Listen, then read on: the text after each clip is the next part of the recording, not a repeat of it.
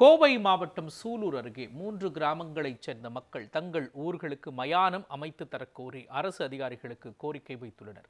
வதம்பச்சேரி ஊராட்சியில் 5000த்திற்கும் மேற்பட்டோர் வசித்து வருகின்றனர். இங்குள்ள மக்கள் அங்குள்ள ஓடையில் பல ஆண்டுகளாக இறந்தவர்களின் சடலங்களை அடக்கம் செய்து வருகின்றனர். இந்நிலையில் ஓடையில் முட்புதர்கள் மண்டி கிடப்பதால் மயானத்தில் சடலங்களை புதைப்பதற்கு இடமில்லை எனவும் அதிகாரிகள் மயானத்திற்கு இடவசதி செய்து தர வேண்டும் எனவும் கோரிக்கை வைத்துள்ளனர்.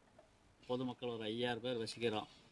ஆனால் சுடுகாடு ஓடை புறம்போக்கில் தான் இருக்குது. ஓடை புறம்போக்கில் இருந்தது. இப்போது அது தனி நபர்களாக ஆக்கிரமிப்பு நிறைய செஞ்சுட்டாங்க. ஒரு ஓரமாக தான் ஒரு அரை சென்ட்டுக்கு கீழே தான் இருக்குது. சுடுகாடு ஒன்று ஏற்படுத்தி கொடுக்குமாறு ஏற்படுத்தியும் இல்லை என்றால் ஓடையே ஆக்கிரமிப்பை அகற்றி மேட்டுப்பாடியான இடத்துல புதைக்கிறதுக்கு ஏற்பாடு பண்ணி கொடுக்குமாறு தாழ்மையுடன் கேட்டுக்கொள்கிறேன்.